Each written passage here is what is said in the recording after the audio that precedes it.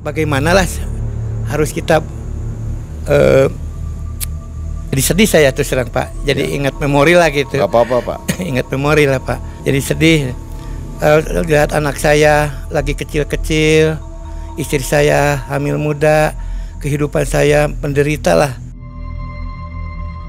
Minta-minta sama Allah supaya saya sukses lah di dekat kuburan itu buka usaha. Dah malam-malam yang ke 2 bulan lah gitu ya Pak, datang lagi pocong Pak. Saya nungguin istri saya, pas maghrib melahirkan. Kata Mah Yusnya yang udah mau lihat itu waktu pas maghrib ada orang tinggi lagi nungguin bayi. Kira-kira jam 11-an Pak. Ayo jadi warung saya sampai diangkat, tapi nggak kelihatan itu. Udah kalau lagi diangkatnya, kayak apalah, kayak ada getaran-getaran gitu Pak. Nah, malah tertawa itu yang 37 orang Pak. Makanya tangkal-tangkal pohon-pohon yang rawan itu sudah saya tebang. Namanya pohon heras. Ada pocong, kadang-kadang ada orang yang pakai jubah itu, pakai jubah putih itu. Itu di kuburan. Saya minta datang ke saya, badannya tinggi, saya juga sampai berdiri. Kalau kini saya lihat kakinya juga Pak besar, kayak pisang Ambon lah gitu. Ini juga Pak, jari-jarinya gitu.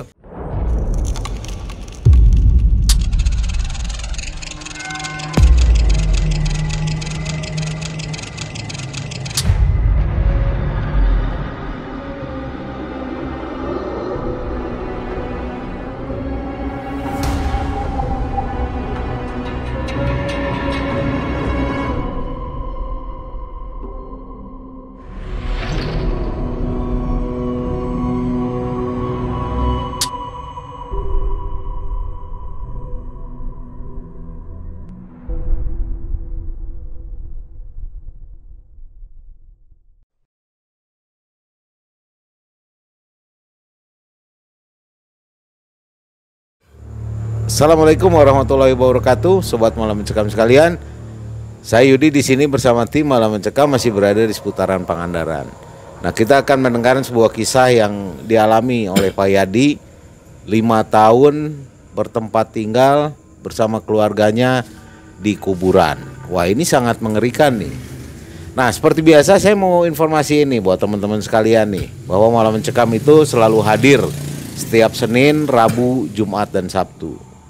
Dan jamnya itu tepat di jam 20.30 waktu Indonesia bagian Barat. Nah, di edisi narasumber ini, tim Malam Mencekam sudah mempersiapkan kenang-kenangan, yaitu berupa kaos yang akan kita berikan kepada narasumber, khusus spesial buat narasumber.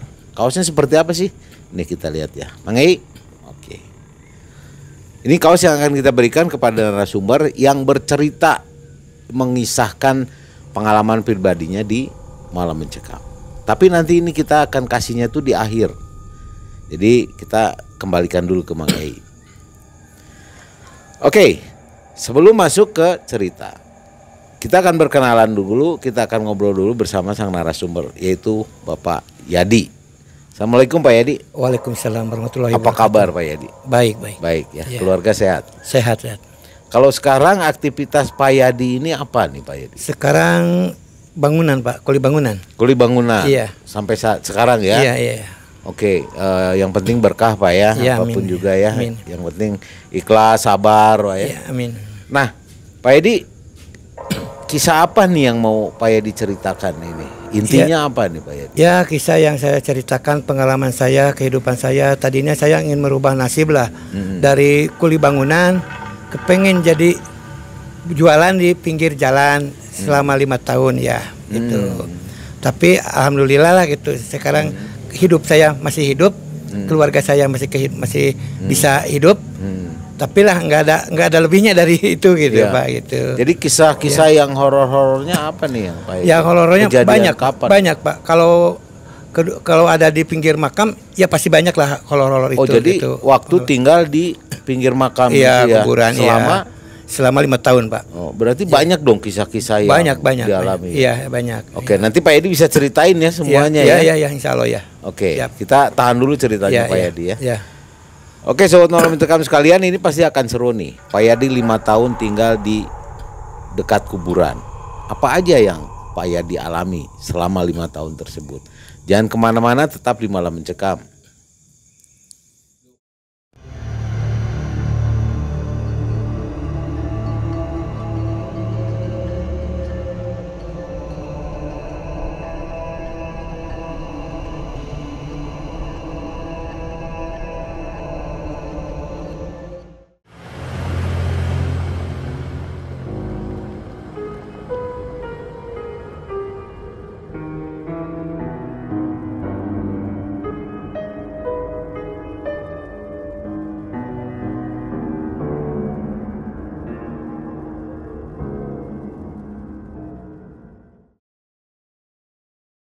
Saya itu bikin warung, saya punya modal pinjam dari ya bank keliling ya Pak ya, terus terang ya bank keliling 700.000, saya bikin modal usaha, tadinya cari keuntungan lah gitu, mencari keuntungan, merubah nasib, tapi kenyataannya kembali lagi ke bangunan lah gitu. Itu sudah berkeluarga? Udah punya anak 3, saya istri saya lagi hamil muda ya. Itu ngebangun sendiri Pak ya? Ya bangun sendiri Pak. Bahannya dari apa? Dari kayu, dari bambu. Pak Yadi beli? Iya beli ya nyari sendiri lah gitu. Ukurannya berapa Pak? Ukuran bangunan 3x5 Pak. 3x5? Iya 3x5. Itu dalamnya apa aja? Kalau dalamnya cuma warung sama istri saya bisa tidur, sama anak saya tidur di pinggir jalan Pak. Saya tidur di pinggir jalan. Kalau malam, kalau siang saya paling kalau ada yang nyuruh kerja, kalau enggak paling bantu istri lah gitu. Tapi alhamdulillah ya rezeki. Tapi alhamdulillah rezeki kalau masih ada lah gitu. Kalau buka 24 jam. Buka 24 jam, tapi boro-boro nih ada yang datang gitu. Kalau malam sepi bener. Kalau banyak tantangan, kalau sudah jam 6 maghrib lah gitu ya. Saya rasanya bingung Pak, mau pulang gak punya rumah. Akhirnya saya sama anak saya udah aja di sinilah gitu. Kita bagaimana lah harus kita jadi sedih saya terus terang Pak. Jadi ingat memori lah gitu. Gak apa-apa Pak. Ingat memori lah Pak. Bapak kalau menangis jangan ditahan juga Pak. Jadi sedih. Lihat anak saya lagi kecil-kecil, istri saya hamil muda, kehidupan saya menderita lah. Masih punya orang tua, tapi orang tua kan saya kasihan lagi Pak. Kalau saya ikuti sama orang tua, di rumahnya penuh, soalnya adik-adik saya ada. Adik saya terpaksa lah gitu, tidur di pinggir jalan. Tinggal di kuburan. Iya, kalau jualannya jualan goreng-gorengan Pak. Kadang-kadang saya dapat uang tina jualan itu 100.000 tuh sama modalnya Pak. Sedangkan pengeluaran lebih bengkak gitu. Jadi baki lama tuh bukan nambahin ya, malah habis gitu Pak. Kadang-kadang saya kalau malam lagi duduk saya gini, kok banyak orang tapi nggak kelihatan. Saya pertama ya sebulan lah paling ya. Waktu seminggu 2 minggu nggak ada rintangan Pak, nggak ada kejadian apa-apa. Tahu waktu kejadian sebulan, waktu saya lagi duduk sama anak saya lah, duduk di depan warung, kira-kira jam 12 malam lah. Jam 12 malam. Iya, ada perempuan datang, dikira saya mau beli lah, tapi ke bawah nggak kelihatan Pak. Cuma dari dari perut ke atas kelihatan, rambutnya panjang. Tapi dia nggak pernah ngomong, nggak saya tanya siapa, malah dia duduk lihat saya Pak. Lihat, wah sini saya teh. Jaraknya berapa jauh dari Bapak? Dari paling 2 meter Pak, dekat ya 2 meter. Jadi dia dari perut ke bawah nggak ada? Nggak ada, cuma dari perut ke atas itu kelihatan. Setengah badan. Iya, saya lihat terus lihat saya dilihat sama anak-anak saya. Sekitar jam 2 hilang. Lama itu Pak. Lama 2 jam dong. 2 jam. 2 jam. Iya. Malah duduk tuh ada yang nyimpan motor ya teman saya gitu. Nitip motor, malah duduk di jok itu. Lama. Tapi saya dari 2 jam saya lihat kakinya nggak bisa pernah lihat gitu Pak. nggak pernah lihat. Tapi saya ingatlah, bahkan pastilah di kuburan itu banyak tantangan dan banyak rintangan. Mudah-mudahanlah kedepannya nggak ada gitu kata saya. Ya saya terus belajar itu Pak, melakukan hal-hal yang gitu. Saya sering minta sama Allah supaya saya sukses lah di dekat kuburan itu buka usaha. Nah, malam-malam yang ke 2 bulan lah gitu ya Pak, datang lagi pocong Pak. Pocong itu lama juga. Bapak lagi ngapain? Lagi duduk saya di kursi awalnya. sama anak-anak. Walaupun di pinggir jalan tapi jarang ada motor lewat Pak. Sepi ya, sepi. Sekarang juga belum itu warungnya masih ada gitu. Masih ada itu. Sepi, lagi duduk dia teh. Saya sama anak-anak. Kok lihat pocong? Malam itu pocong ya Pak. Lihat dagangan saya. Lihat dagangan saya terus terang. Lihat kerupuk, ada kerupuk dilihat, ada itu dilihat. Saya memanglah pertama saya keringatan gitu Pak, dingin, takut. Tapi kelamaan ya, saya juga manusia ciptaan Tuhan lah, samalah. Apa kita harus takut? Itu sama saya. Ya, akhirnya dia lari, kira-kira jam hilang lah gitu ke atas, langsung ke atas Pak. Itu kayak itu loh, kayak embun gitu Pak, kabut gitu, kayak kabut. Hilangnya kayak kabut. Nah, saya siang-siang saya enggak cerita sama orang, karena apa? Kalau saya cerita, warung saya sepi. Satu kemungkinan orang-orang pada takut, malah sepi lah gitu. Makanya saya itu dirahasiakan, cuma tahu keluarga saya lah. Itu jalan sekitar terus menerus, sering tiap malam ada Pak, ada yang nangis, ada yang nangis Pak.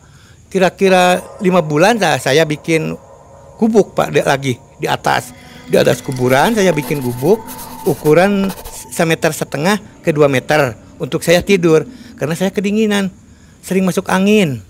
Langsung saya tidur di atas sendiri. Saya udah nggak takut sama apa-apa Pak. Takutnya saya nggak bisa makan lah gitu Pak. Saya terpaksa itu saya lakukan karena apa? Karena saya butuh. Pas itunya Pak, saya nggak ada yang nyuruh kerja. Akhirnya saya jualan itu sepi. Paling-paling Pak kalau malam ada juga 2 orang, 1 orang kadang-kadang. Kalau siang kalau ada orang lewat, cuma saya mah ada yang orang lewat pasti beli. Kalaupun jauh ke rumah itu Pak. Rumah saya kan warung saya kan kalau ke rumah yang paling dekat gitu 100 meteran lah. 100 meter. Jadi kalau malam sepi, habis maghrib ya udah sepi lah gitu. Gak ada orang lewat, paling motor ada yang keluyuran ya 1 jam sekali lah kalau yang keluyuran. Nah, pertama saya langsung istri saya hamil sudah besar. Saya bingung, akhirnya gimana? Udah kata bapak saya, pulang aja, biarin di rumah. Kata saya lah Pak, udah aja di sini. Kasihan istri saya kalau rame-rame di rumah. Pada itu saya lahir anak saya disuruh pulang tapi saya nggak pulang. Istri saya melahirkan di warung itu. Nah, waktu pas maghrib Pak, pas maghrib istri saya melahirkan, anak saya disuruh sama saya yang umur yang kedua lah gitu. Yang kedua saya suruh ke Paraji, saya nungguin istri saya. Pas maghrib melahirkan, kata Mah Iusnya yang udah mau lihat itu waktu pas maghrib ada orang tinggi lagi nungguin bayi. Ya kembali lagi pulang takut. Ya, saya bingung Pak, nggak ada orang. Istri saya sama anak saya di luar nungguin, tapi warung tetap buka Pak, walaupun nggak ada yang beli, buka itu kalau warung. Ya udah besar, udah 3 hari. Anak saya yang kecil kalau lagi di itu ya suka diomelin Pak sama itu, sama yang ada di sana lah kali, suka nangis kayak kalau pakai ayunan ya Pak ya, pakai ayunan. Tahu-tahu ada di bawah tuh, baru 3 hari itu. Baru 3 hari. Bayi itu. Iya, si bayi itu. Saya bingung, saya takut nih, kasihan sama anak. Takut ada apa-apa lah gitu. Takut ada apa-apa. Tapi lah saya serah diri aja sama Allah, gimana caranya lah gitu. Nah, kalau malam-malam Pak, kalau ada rame-rame, Saya mah bukan lama ya, makin lama bukan takut kalau ada rame-rame di atas. Nah, kalau ada mau Lebaran ya, mau hari raya, mau Agustus, di kuburan itu rame, benar-benar rame. Saya suka ke atas. Iya, saya ke atas. Saya ke atas lihat kalau malam-malam. Tapi kalau dilihat mah nggak ada apa-apa, Pak. Tapi kedengaran ke bawah. Apalagi kalau besoknya bakal ada orang mati, pasti itu malamnya rame, Pak. Kayak kayu dikebugin lah, Pak. Duk ya. Kalau malam. Nah, makanya saya suka lihat ke atas, sering hadiah tawasul. Saya minta ke Allah supaya saya sehat, keluarga saya sehat di sana. Walaupun saya tawasulnya di kuburan, tapi tetap sama Allah gitu. Yeah. Minta lah gitu sama Allah. Pernah lah saya kedatangan perempuan, 7 perempuan. Benar jam berapa tuh? Kira-kira jam 11-an, Pak. Ayo, jadi warung saya sampai diangkat, tapi nggak kelihatan itu. Udah kalau lagi diangkatnya, kayak apalah, kayak ada getaran-getaran gitu, Pak. Nah, malah tertawa itu yang 7 orang, Pak. 7 orang kok kayak itu tuh, kayak ibu-ibu PKK gitu. Saya sama istri keluar, istri. Mah, ada apa tuh? Ada perempuan lagi jalan-jalan ngelilingi warung saya, Pak. Ngelilingi warung saya. Tapi itu mukanya nggak kelihatan. Cuma lihat ke perempuan, dibilang ke perempuan, rambutnya panjang. Biasalah, tapi kalau berjalannya biasa, Pak, itu aneh. Anehnya gitu biasa. Kan katanya kalau orang-orang itu kan nggak berjalan, itu mah biasa berjalan. Nah, apalagi kalau hujan, Pak. Kalau hujan, saya bingung. Kalau hujan, warungnya bocor. Kalau udah hujan pasti ada, Pak. Memang dulu saya minta izin, Pak, itu buka warung itu sama desa, sama kepala dusun. Saya mau buka warung di pinggir makam lah. Mudah-mudahan Bapak ya silahkan, asal titip lah keamanan. Nah, titip keamanan, takut ada apa. Memang kalau dulu kan rawan itu, Pak. Rawannya gitu. Iya, rawan. Kalau malam katanya kalau ada tamu, katanya jalan ada 2, Pak. Jadi kebanyakan orang yang milih yang salah gitu, Pak. Itu di kuburan itu. Sering. Oh, di lokasi. Iya, di lokasi itu kuburan di dekat warung saya. Ya kadang-kadang jalan ada 2. Padahal jalan itu satu lurus. Kelihatannya iya jadi 2 gitu. Kadang-kadang kalau orang yang tidak ingat sama asmanallah lah, kadang-kadang bawanya yang salah gitu, Pak. Bukan yang benar gitu. Itu sering kejadian itu. Makanya saya. Kenapa itu, Pak? Bisa ada sejarahnya nggak itu? Kalau sejarahnya dulu saya memang tidak tahu, Pak lah. Bukan kurang tahu, memang tidak tahu saya kalau sejarahnya. Tapi alhamdulillah sekarang saya banyak tantangan lah, ujian. Alhamdulillah lah gitu. Saya sekarang agak berani untuk ngantar orang ke sana kemari. Makanya sama istri saya sekarang katanya mau dibuka lagi, sampai saya udah jangan. Sekarang mah udah punya rumah kecil-kecil pun kita udah punya pengalaman, bahkan hidup di kuburan itu tidak segampang itulah. Banyak tantangan, banyak rintangan. Usaha juga bukan maju, malah habis itu. Malah habis, Pak. Yang punya rumah di situ cuman Bapak? Iya, sendiri, Pak, saya. Jauh ke rumah. Sekitar 100 meter lah kalau ada melihat rumah. Dari perbatasan itu. Sekarang saya udah dikasih penerangan sama saya. Saya udah keluar, saya kasih penerangan pakai lampu. Berdikari sendiri lah itu, Pak. Bukan dari pemerintah, bukan dari apa, saya bikin. Soalnya apa, saya sudah pengalaman saya, bahkan di daerah sini saya rawan, makanya tangkal-tangkal pohon-pohon yang rawan itu sudah saya tebang. Di pinggir jalan kan kadang-kadang ada orang malam-malam kalau ada yang duduk gitu, sering orang lewat, namanya pohon heras, ada pocong, kadang-kadang ada orang yang pakai jubah itu, pakai jubah putih itu, jubah putih lagi duduk. Padahal tangkanya kecil, Pak. Kecil tapi 3 itu, 3. Nah, maka saya tebang, saya sekarang pakai lampu 3, pakai lampu. Saya minta sama pengusaha lah, saya minta neon, minta lampu, minta kabel, saya pasang sendiri hari Jumat dulu gitu. Sekarang mah udah terang gitu, Pak, kelihatan. Makanya sedikit-sedikit lah, nggak ada yang takut sama lewat sini ke sana gitu.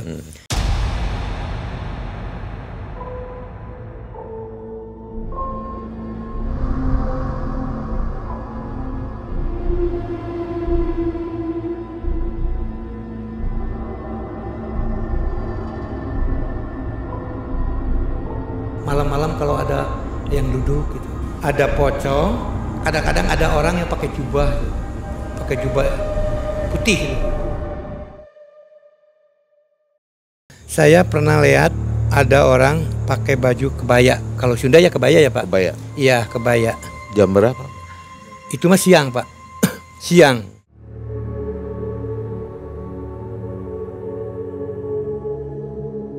Itu saya lagi di atas Pak, lagi nanam pisang. Kan itu di kuburan saya pakai tanam pisang Pak, singkong pisang gitu, daripada kosong gitu, sela-sela kuburan. Kalau siang kan kemungkinannya memang orang mungkin yang lewat. Iya mungkin, iya saya juga orang itu Pak. Tapi saya tanya mau kemana, dia nggak jawab Pak. Itu dikira saya orang Jawa lah, soalnya itu pakai pakaian Jawa lah gitu Pak. Mbak mau kemana? Tapi saya lihat dia menghilang Pak, Menghilang jarak berapa meter? Begitu saya dari itu paling 3 meter lah. Kalau mukanya nggak kelihatan Pak, saya lihat dari belakang gitu, dari belakang dari samping. Kok menghilang? Itu sosok mungkin itulah siang-siang ada lah. Nah pada jam 11-an waktu Pak saya punya kolam lewat kuburan Pak, dekat pohon beringin yang paling besar. Saya kalau malam ke sana itu lihat air lah gitu. Kadang-kadang itu di pohon itu ada Pak. Ada apa? Saya pernah lihat sinar Pak. Ada sinar dari kuburan, warnanya hijau. Saya dekatin. Wah, warna apa itu hijau dari kuburan? Malah Pak, dari kuburan itu dekat pohon beringin. Saya lihat lagi hijau. Kok ada nenek-nenek? Saya tanyain, "Nek, lagi ngapain malam-malam?" Sama saya. Kok dia nggak jawab, Pak? Nggak jawab. Malah nunduk, Pak. Nah, waktu saya kadang-kadang saya lagi meleng, lagi lihat dulu, saya meleng, hilang lagi. Wah, ada apa itu? Kan itu punya kolam, punya tanah Pakarna. Saya bikin kolam di sana. Ya bukan nyewa lagi itu, Pak. Ya karena saya kan kalau punya rezeki sedikit saya beli gitu. Ikan, itu kolam gitu di sana. Itu jalannya pas tengah kuburan, Pak. Dari warung ke kolam. Jadi saya bikin jalan sendiri gitu. Sana kuburannya ke sana. Kalau malam gitu. Kadang-kadang kan kalau malam, Pak, itu kalau enggak bisa tidur saya paling-paling ke atas kuburan, Pak. Atas kuburan cari, kalau anak mau makan ya nggak ada lauk pauknya. Kadang-kadang saya nyari burung, Pak, di atas. Burung puyuh katanya. Kalau pakai senter kan diam gitu di atas makam. Pak, saya pengen daging. Ya ntar saya nyari burung di atas. Ada sosok perempuan pakai baju putih, dia lagi melihat ke atas. Dia lagi sedih, Pak, menangis. Itu mah saya sama anak saya yang besar. Anak saya yang itu, "Pak, kok ada perempuan?" kata anak saya. "Biarin. Tak mau saya tangkap itu orang ya, mau saya dekati, mau tangkap, bau, Pak, bau seperti bangkai gitu."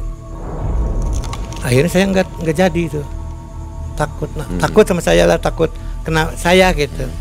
Lagi nangis itu sedih, kayak pikirannya lah gitu lagi kosong gitu, Pak. Lama itu nangis, Pak. Gitu, aduh, kayak apa? Terus pas ada orang mati, memang ada orang mati dulu. Katanya 2 orang itu perempuan. Mungkin lah itu, mungkin jasadnya, mungkin setan lah gitu. Saya nggak tahu, pokoknya saya pernah lihat itu orang seperti itu gitu. Akhirnya kata anak saya, "Udah, Pak, jangan, biarin lah. Dia kita lah." Pak, hal yang terparah yang pernah Bapak jumpain di situ, makhluk astral atau makhluk goib yang paling Bapak ngeri lah menurut Bapak? Ya, yang paling ngeri. Apa tuh? Yang paling ngeri saya pernah, Pak. Pernah kan saya memang itu kesalahan saya pribadi lah. Kehidupan saya pedih itu ya, Pak. Saya beli ke Tasik itu beli dupa lah. Apa ya dupa ya, Pak? Dupa sama kelapa, kopi hitam. Saya minta rezeki, memang salah saya itulah. Saya minta rezeki ke orang-orang goib. Itu di kuburan. Saya minta, datang ke saya. Badannya tinggi, saya juga sampai berdiri. Kalau kini saya lihat kakinya juga, Pak, besar, kayak pisang Ambon lah gitu. Ini juga Pak, jari-jarinya gitu. Nah makanya saya juga di bawahnya saya minta, mau apa kamu? Saya minta rezeki lah, apa saja yang penting saya hidup saya nggak seperti gini. Udah pedih itu, udah kebangetan lah saya, penderitaan saya, jualan sampai bangkrut, usaha saya nggak jalan, kerja saya nggak ada yang nyuruh. Akhirnya saya bernekat saya minta sama itu loh, bukan sama orang-orang goib, malah saya dimarahi sampai saya dilemparin Pak, karena itu ada pohon itu tuh kelapa, pisang, terus ada pohon bambu. Saya dilemparin ke pohon bambu. Kamu harus sadar diri lah. Gitu. Siapa yang ngelempar? Iya itu yang tinggi, saya diangkat Pak, dibuang, langsung dilempar saya. Sosok yang tinggi. Sosok yang tinggi ya. Akhirnya saya diomongin lah sama orang itu, mungkin itu jin tapi jin Islam lah gitu, mungkin lah gitu Pak. Soalnya apa? Dia nggak ngasih, malah saya dimarahi Pak, dimarahi itu yang paling saya ngeri. Akhirnya saya tidak punya pikiran yang macam-macam lah. Saya nggak jadi mintalah sama Allah aja, sama Allah minta. Akhirnya saya ke istri saya bilang, mah nggak berhasil. Apalagi kan ada itu ya Pak, sekarang banyak orang-orang yang minta, ibu saya yang ngantar. Udah jangan di kuburan tuh banyak Pak, ke kuburan. Kadang-kadang orang-orang luar itu banyak yang minta ke aliyah dunia lah gitu. Tapi saya minta diantar sama saya, tapi saya nggak pernah lah gitu, nggak pernah ngizinin gitu, karena saya udah pengalaman di itu. Bahkan di kuburan itu bukan khusus untuk itu hadiah lah kepada karhun kita, bukan untuk minta-minta rezeki gitu Pak.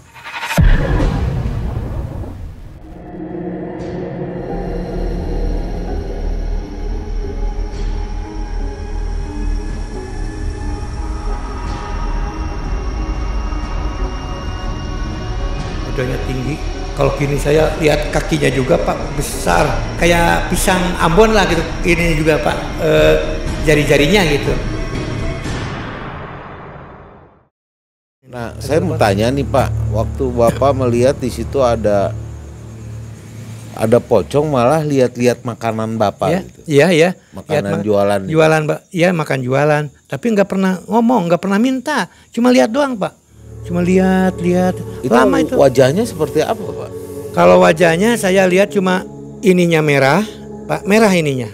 Matanya merah ya.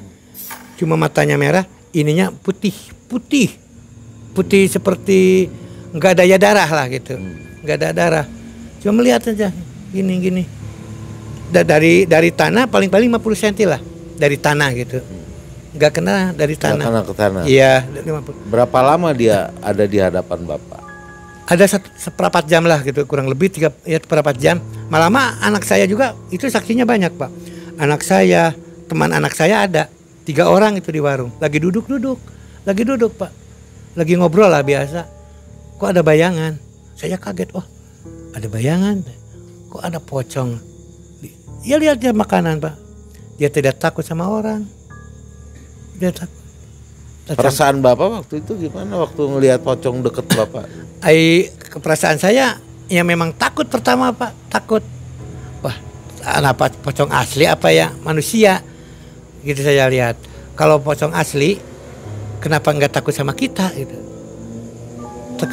Kalau orang, tapi itu nggak kena tanah gitu nih Pak. Dari tanah kan ada 50 sentian, berarti ini asli lah. Tahu waktu saya itu langsung dia melesat ke atas Pak. Sudah seperempat jam lah melesat, tapi kayak kabut nih Pak. Kayak kabut, langsung saya lihat ke atas Pak. Si kuburan mana yang keluar gitu. Kan kadang-kadang saya pernah lihat Pak. Di kuburan itu kalau maghrib ya. Kalau mau yang keluar itu melesat kayak itu Pak, kayak kabut dari bawah. Set, langsung menghilang gitu. Kayak subuh masuk lagi. Itu sering itu kejadian Pak. Sering kejadian. Sering lihat, Bapak Iya sering lihat. lihat. Iya sering lihat, sering kejadian ya sering lihat. Sering itu saya lihat.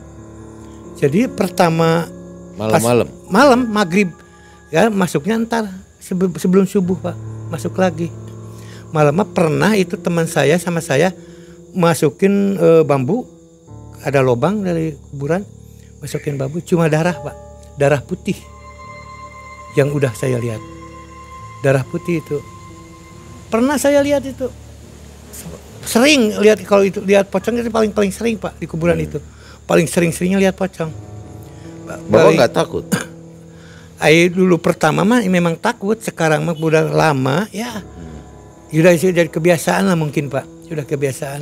Jadi saya mikirkan kayak, wah kalau saya pindah dari sini, di mana lah saya duduk, di mana saya punya rumah, di mana saya usaha, makanya saya bertahan Pak. Nah, takut sih Pak, tapi ketakutan itu banyak yang gini Pak, yang saya lebih takut lagi, gimana kalau saya nggak bisa makan gitu, yang lebih takut lagi gitu. Makanya saya bertahan sampai tuntas lah gitu. Akhirnya gitu Pak, banyak sosok-sosok itu memang di kuburan itu terlalu banyak ya. Kalau saya, pengalaman saya di kuburan lebih ngeri Pak daripada di rumah-rumah sekarang gitu. Di kuburan memang kalau ada orang yang mati Pak, kalau malam ada siang ada yang mati, malam saya bingung Pak. Itu PR bagi saya. Walaupun dia cuma yang udah mati mah nggak apa-apa, tapi PR bagi saya. Satu kemungkinan ada Pak, ada itu satu kemungkinan. Malah saya juga sekarang Pak, ya saya tidur sendiri Pak, tapi saya sekarang digubuk. Istri saya di rumah, sekarang saya digubuk sendiri. Karena apa? Saya sudah kebiasaan Pak, sudah kebiasaan tidur di gubuk. Kalau nggak percaya Bapak coba lihat gitu, saya tidur di gubuk sendiri Pak. Gubuknya kecil lah, ukuran 2 meter persegi, sekarang juga sampai sekarang gitu. Kan selama Bapak tinggal di kuburan mengalami banyak hal. Iya.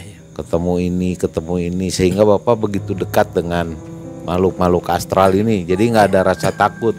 Iya. Bahkan Bapak lebih takut kalau nggak makan. Iya. Ada nggak pesan untuk penonton nih yang lagi nonton Bapak? Iya, ada nih pesan buat para penonton.